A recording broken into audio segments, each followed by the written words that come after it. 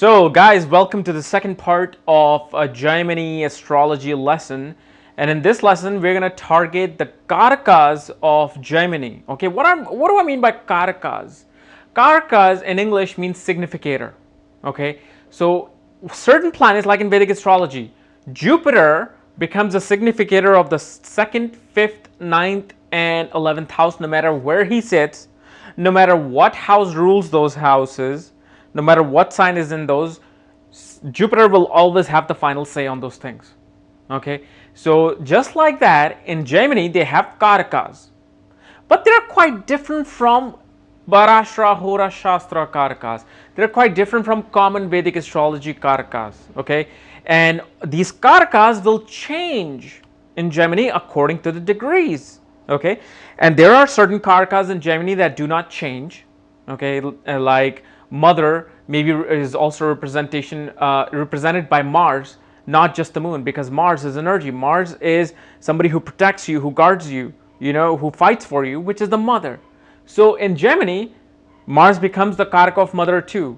But there's another karakas which changes depending upon the degree of the first 7 planets. Okay, so that's what we're going to look at. Like certain planets with certain degree will represent certain thing in Jaimini astrology. So you see how big of an iceberg it is. Like I just gave you two different karakas for mother, not just the moon, which represents the mother, but Mars also represents your mother. It shows the protectiveness of the mother.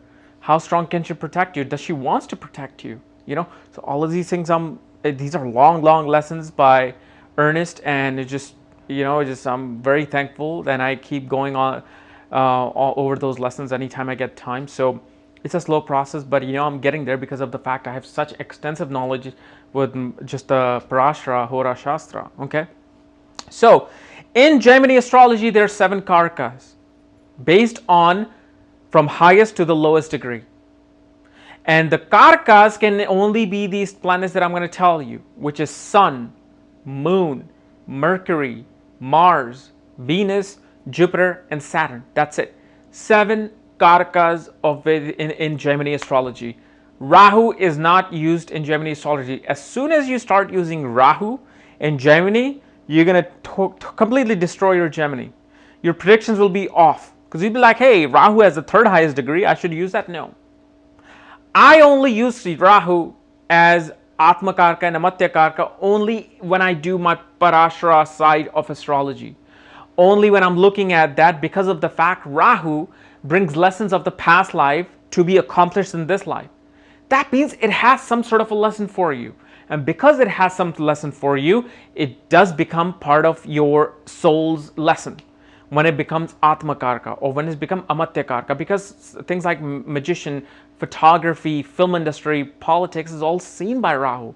So it becomes karaka. But when it comes to Jaimini, exclude Rahu. Forget about it. Do not even think about Rahu or Ketu. Only these 7 planets. And the way they go is from highest degree to the lowest degree between these 7 planets. So if Venus has the highest degree in your horoscope, excluding Rahu and Ketu and Pluto, Neptune, and Uranus, all of them, Venus will become your certain karaka. It will become atmakarka, your karaka of your personality, karaka of self and body. And then the lowest planet with the lowest degree, planet with the lowest degree, let's say if it's Saturn, that will become the significator or karaka of your marriage, as in darakaraka. So you see, people think that Venus is the one that will give you marriage. Venus is the one that will tell you the partner, or the planet that rules the 7th house. But people then forget to see the karakas of Jaimini. That also gives you a strong indication. So that's what we're going to go over today about these 7 karakas and what they mean. Okay, so let's get started. So the very first karaka that you will come to learn is called atmakarka. Atmakarka is the planet with the highest degrees in your horoscope, excluding Rahu, Ketu, Pluto, Neptune, and Uranus. Okay, do not include them. Besides them, the 7 planets that I told you, the planet with the highest degree from 0 to 30, whichever one is closest to the 30th degree, is your atmakarka. That will show your personality, yourself, your body, how you react, how you act with people. Then comes amatyakarka. Amatyakarka is the planet with the second highest degree. Excluding all those planets that I told you, only include the 7 planets. Amatyakarka is the planet with the second highest degree that becomes the minister of the atmakarka. He's the servant of the atmakarka. He's the one that tells you the path that you will take regarding your profession, regarding your prestige, your value in society will be seen through amatyakarka. So it can also show a good indicator of career. And remember, in my Vedic astrology video of career, where I talked to you about atmakarka and amatyakarka becoming the right, and where I also used Rahu as amatyakarka, keep that for Parashara astrology because I found it to work for myself. So whatever worked for me, I showed it to you guys. But when you come to Jaimini and look for a career, just do not use the Rahu or Ketu or any other planet, the 7 planets that I told you. So that amatyakarka, the second highest degree planet, will become the right of the atmakarka and will show you where exactly your career direction will go into. It will show you where exactly your fame will come from, where your how you will be in society. But remember, it's like, you cannot say, oh well, I thought you said career will happen with a 10,000 with the Hasamsa chart and this thing and that thing. No, these are all the tools that can pinpoint you and narrow down your result. Just like, oh, well, you said Saturn has 3rd, 10th, and looks at the 3rd aspect, 7th aspect, and 10th aspect. And now you're saying because it's sitting in this cardinal sign, it's going to look at all the fixed signs, stay fixed. But that's not how it works. These are just the tools to help you become a detective. And with that, you can see what's exactly is going on. So this is what it is. So first is atmakarka with the highest degree. The second highest degree becomes the amatyakarka. Then the third planet with the 3rd highest degree becomes bhatrikaraka. This planet, the one that holds the 3rd highest degree in your horoscope, will tell you about your siblings and your gurus. These are all the axes. See, from 1 through 7 is half the chart. But then from bhatrikaraka, you start to get into like relationship aspect of the life, where you can start seeing, okay, even the 3rd house represents my siblings, and Mars is the significator of the 3rd house, but you should always look at the planet with the 3rd highest degree and the condition of the planet, which will show your siblings, relationship with the siblings, and your relationship with the guru, because it's the 3rd and 9th axis. 3rd house is siblings, 9th house is gurus. Then the planet with the 4th highest degree is known as matrikaraka. Matrikaraka has the 4th and 10th axis. So it will show you the signification of your mother and your father, your parents. So besides looking at sun as your father and moon as your mother, also look at the planet with the 4th highest degree that will show about your mother and father, mainly the mother as well. Then comes the 5th karaka, which is the putrakaraka. Putrakaraka shows about your children, pregnancy. How will your children be? What kind of personality your children might have? It also shows this 5th and 11th axis. It shows your creative expression. It shows your friends and your network circle as well. So putrakaraka is the 5th planet with the 5th highest degree. Then gnatikaraka comes. Gnatikaraka is the planet with the 6th highest degree. That planet will show the axis of 6th and 12th house, meaning obstacles, diseases, accidents, surgeries, and jail, any kind of things that will keep you confined, will keep you stuck in a realm. And 12th house represents jail and hospitals as well, an asylum. And 6th house obviously represents obstacles, diseases, deaths, enemies, surgeries, any kind of illness. So the 6th highest planet becomes the karka of those things, besides the 6th house and 6th lord and Saturn. Now we come to the last part of this karka, the planet with the lowest, 7th lowest degree. That planet will be the indication of your marriage. Not only the personality of the spouse, but it will also show the timing of marriage as well. When will you get married? Look in your horoscope if you're already married, and see if the planet or the Maha and Natra Dasha of the planets that you got married into, see if they have the lowest degree in your horoscope. And if you if you did get married in the Mahadasha of a planet with the lowest degree, yet it has nothing to do with your 7th house or your 2nd house or your 4th house, which represents family, and you're wondering, why is this doing this? Even in Nemansha, it's not showing any relations to my marriage. Well, that's because it has a lowest degree. And in Jaimini astrology, planet with the lowest degree can also signify marriage in its time period. So this is the 7 karakas that you look for when you just look through the eyes and the lens of Jaimini. And they will have different meaning. And later on, I will be discussing like, what does Jupiter represents? Like, people think that, Jupiter, students are being represented by the 5th house or Jupiter because it's a significator of 5th house, and students are like children.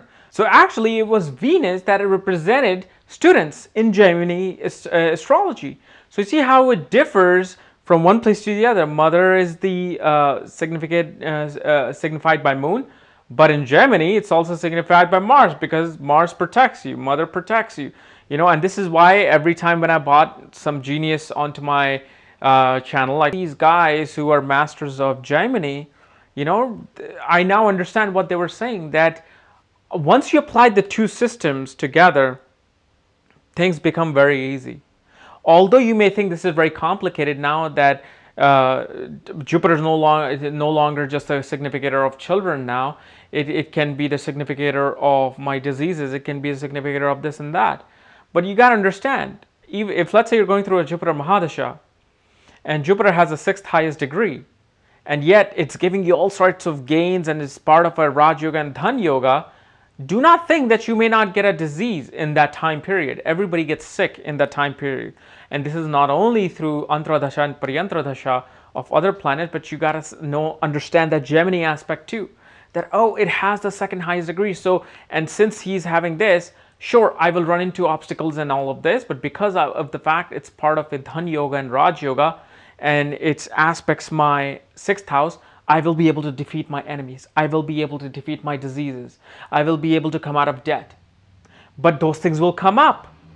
But this is why some people who run through the Jupiter Dasha can defeat their enemies in court, can defeat their diseases, can pay their debts off. And some people in the same Jupiter Mahadasha, with the same kind of placement, will not be able to do that, because then Jupiter is not becoming part of a good yoga. It may just part of a bad yoga, including Arishta yoga. So all of these things have to be seen, and it's just like ABCDs. Well, first you learn A through Z, all the alphabets. They sound hard, especially when your parents test you on it. First time you learn 2 plus 5, 2 plus 2, it's hard. But then it just becomes second nature and you just learn it. And so yeah, it'll take some time for you to integrate these two systems together, but don't think that one is contradicting the other. Like how I'm using Rahu as the atmakarka and amatyakarka in my career Vedic astrology video, where it can have the 2nd highest degree, but that's only for the Parashara side, and I only use it to see the lesson of the person, because Rahu is material gains. Rahu brings lessons of the past life, and since it's bringing a lesson from the past life to be completed in this life, it becomes a lesson for the soul. So plus the astrologers that I consulted with in the past showed me that, and that's why I asked, like, why is it this? This is why I use this as a karaka. And I didn't even realize that people did not use Rahu as a karaka in astrology. I initially, when I was learning these and going to these many consultation and just literally getting lessons from them, I realized, okay, Rahu is a part of that, and I tested it and I'm like, yeah, this is true. Like, person who has the highest degree of Rahu, as in if Rahu is really close to that end point of completing a sign, this person will be a spiritual person. Their lesson becomes a spiritual lesson, meaning that they have to let go of the material desires, letting go of their hunger for money and all the fine things, and embrace spirituality, because that's what Rahu is teaching. But at the same time, you can go to Gemini and see if Saturn is becoming the true atmakarka for this person, against Rahu, you can also say you need to be disciplined, you need to be organized, and you need to get rid of your fear and anxiety about things that are being delayed in your life. So you see how you can match these two and still you can come to a good final conclusion. So this is why it's so important. And I don't know how long will it take me to grasp the roots of Yogini Dasha and Chara Dasha in astrology and start predicting through that. So the third and fourth and fifth lessons of Jaimini will come through as I progress through this journey. And you know, just the Parashara itself is such a deep thing that if you're new to this and you feel you're overwhelmed, just stick to Parashara for right now. Stick to Vedic astrology. It's just that you can still predict very, very well from Vimshotri Dasha and the planets, house and signs. But it's just those little things that sometimes you can't predict. Those times when you have that, why did this person get married in this time period and with a foreign spouse? That's because, like in my lesson 1 of Jaimini astrology, I showed you that those Jaimini aspects can do that. And just knowing these two simple things of Karakas and the aspects, you can do a whole lot. This is why I wanted to make these 2 videos, because they did a whole lot for me. Even though there's a mountain that is awaiting for me to learn, just this was good enough for me to think that, wow, I can now, you know, comprehend a lot of the things that I missed in the past. All right. So guys, this was my second lesson of Jaimini and its Karakas, and hopefully the third and fourth lessons on Jaimini will come soon too. In the meantime, subscribe below. And if you want to see my books, Astrology at the Speed of Light and Conjunctions at the Speed of Light, for that, check out the links below. And once you get these books, I will send you the link to look at your own chart, and so you can see what are your Karakas and through degrees, and you know how your other planetary alignments are doing. Otherwise, we'll see you next time. Bye-bye.